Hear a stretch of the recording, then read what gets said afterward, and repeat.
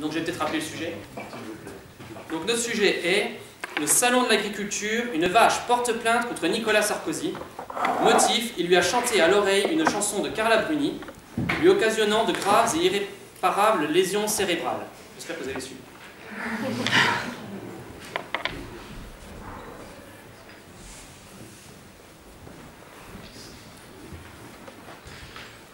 Voilà.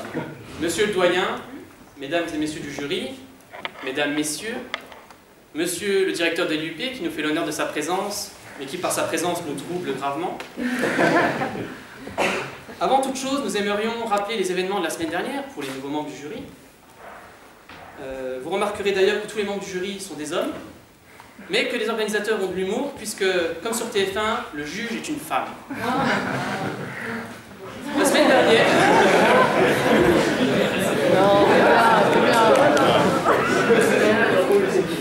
La semaine dernière donc, deux financiers que les fans d'Harry Potter pourraient qualifier de sans mêlés, mi-juristes, mi-économistes, sèment le trouble dans un concours d'éloquence juridique.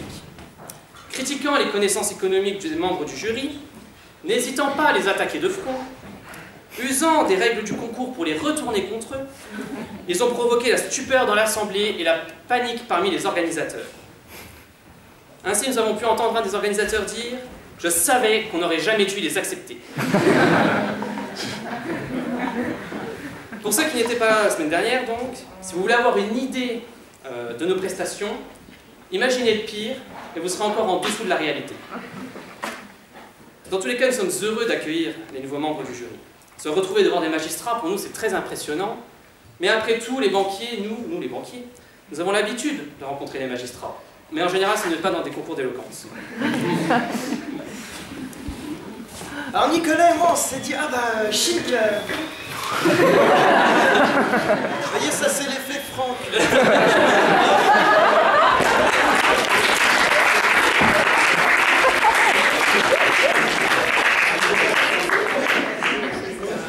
Ce malaise. Ne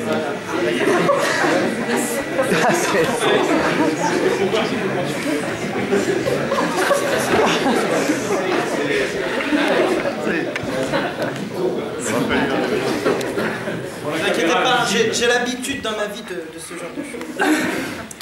Alors comme je le disais, Nicolas et moi, bah, on était très contents parce qu'on s'est dit, ah bah, encore un effet Franck. Je me suis dit, ah bah c'est bien parce que les membres du jury vont changer.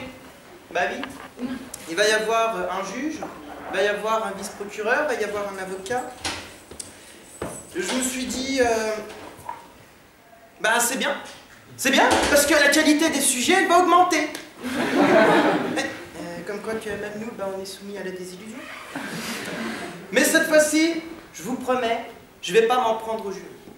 Non pas parce que je suis kamikaze, non. Je vais pas traverser le fleuve du Rubicon. Je vais pas m'en prendre, par exemple, à Madame la juge. Bah non, j'ai pas envie, à titre personnel, de voir ma photo placardée en plein milieu du mur des cons. Bah non, parce que je suis sûr qu'avec la chance que j'ai, moi je serai entre François Hollande et Madame Morano. Bah oui, je peux pas rigoler, mais bon, être à la gauche de Mister Flamby, à la droite de Madame II de quotient intellectuel, vous me pardonnerez, mais Madame, j'ai pas envie de vous remercier du futur cadeau hypothétique et très peu probable que vous allez me faire. Alors notre sujet, le salon de l'agriculture, une vache porte plainte contre Nicolas Sarkozy, motif, il lui a chanté à l'oreille une chanson de Carla Bruni, lui occasionnant de graves et irréparables lésions cérébrales. Bon, vous avez compris, c'est pas un sujet, c'est un cas pratique. Hein. Vous voyez que je vous disais que le sujet était pourri. D'ailleurs, c'est monsieur Jacot qui vous a aidé à faire le sujet. Alors commençons par les faits. Vous voyez. Alors comme vous le savez, le salon de l'agriculture, c'est le passage obligé pour tout bon politicien. Alors Nicolas Sarkozy, bah, il ne pouvait pas s'y soustraire. Alors il s'y rend, mais il est un peu triste. Bah oui, parce qu'il a passé une nuit blanche avec Carla Bruni, hein, sa femme, parce qu'elle n'a pas arrêté de lui chanter des chansons dans le lit. De plus, son intervention dans le salon de l'agriculture n'est pas rémunérée. Là, je peux vous dire, il a tiré la tronche parce que d'habitude, il est tout le temps habitué à faire des interventions rémunérées comme à Abu Dhabi. Alors il est donc allé déambuler dans les couloirs du salon hein, pour déguster des produits du terroir, pour boire aussi. Puis là, quand il a vu le stand de boissons, il a craqué. Il a craqué, il s'est shooté au cidre normand, et à la fin, il a fini carrément pompette. C'est donc après avoir déambulé entre les vaches et les pandas, au salon de l'agriculture. Il y a du boulot. Hein. Et donc c'est justement sur ce stand des agriculteurs normands qu'est survenu le drame. Pardon, le drame. Vous aurez remarqué que le sujet de la dernière fois nous a vraiment traumatisés. En effet, de par sa corpulence et de par sa taille, le petit Nicolas n'a pas tenu la colle. Il a tenté une approche avec une vache. Et il lui a chanté à l'oreille, quelqu'un m'a dit. Et ce qui devait arriver, arriva. N'ayant pas le don du chant, il lui a occasionné de graves et irréparables lésions cérébrales. Or, mesdames, messieurs, cette vache est une connaissance personnelle de monsieur le doyen. En effet, elle est normande comme lui. Et ce n'est pas une blague. En apprenant cela, le doyen s'est senti profondément touché par le drame qui a touché sa vieille amie, Marguerite. Et si le doyen est triste, nous sommes tristes. Devant la piètre qualité des avocats de nos jours, pas vous, monsieur, nous avons décidé de prendre les choses en main. Et nous avons soutenu le dépôt de plainte de Marguerite, la vache normande de monsieur le doyen. Car non seulement notre cliente a subi un préjudice important, mais en plus, le dommage causé par le chant de Nicolas Sarkozy a eu de graves conséquences. Car ce chant a eu lieu alors que le pro du Made in France, Arnaud Montebourg, arrivait sur le stand des Normands. Il a voulu lui faire la bise, mais il s'est trompé de côté. Bon, en même temps, il ne faut pas lui en vouloir. C'est dans ses habitudes de tout faire à l'envers. Après tout, il est entré au gouvernement comme ministre, et une fois viré, il a fait ses études. Il n'a pas compris que normalement, c'est l'inverse. En tentant de faire la bise à notre vache, à 2 pas de Nicolas Sarkozy, Arnaud Montebourg s'est pris un coup de queue. Enfin, de la vache, hein, pas de Nicolas Sarkozy.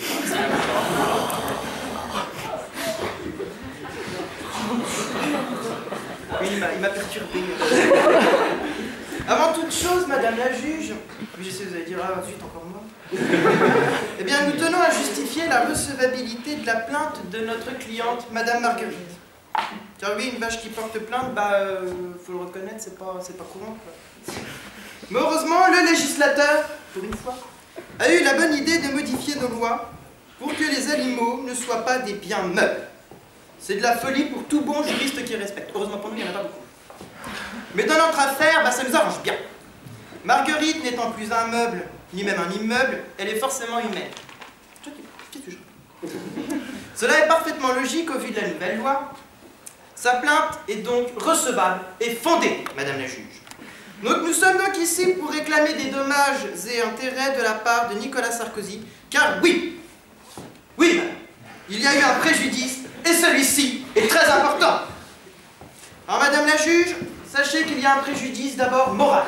Bah oui, car entendre une chanson de Carla Bruni, qui plus est chantée par Nicolas Sarkozy, vous m'excuserez, mais sur Terre, il y a peu d'espèces vivantes qui arrivent à y survivre. De plus, en la touchant, eh bien, cette pauvre Marguerite a eu le sentiment de perdre sa qualité normande. Elle s'en remettra tout simplement jamais.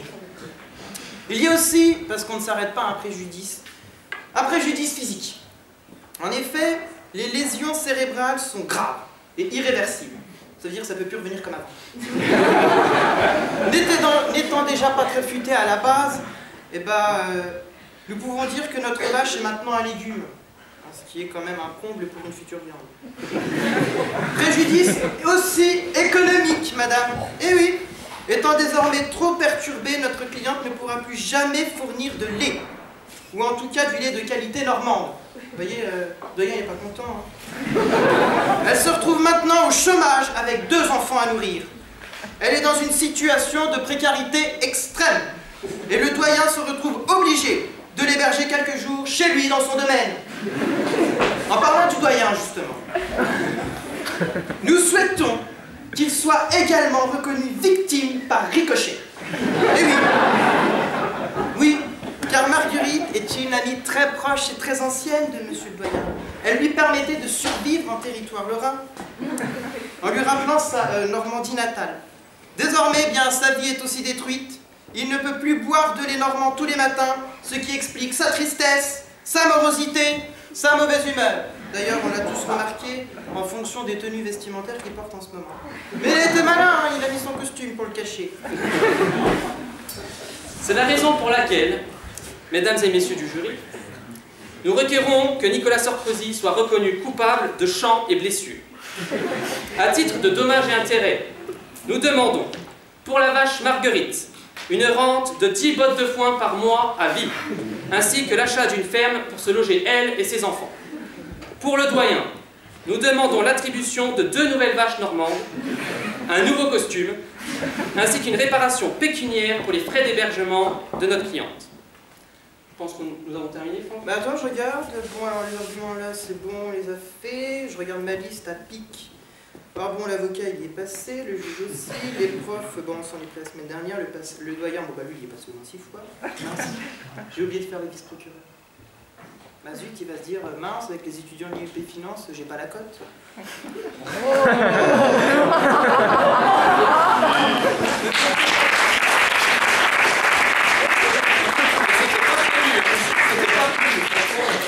Mais bon, remarquez, en même temps, c'est pas trop notre faute. Bah non. Vous savez, les vice-procureurs en France, c'est un peu comme les élus départementaux. Les attributions et les compétences sont mystérieuses, et puis bon, honnêtement, on sait même pas du tout à quoi ils servent. Alors, avant de finir...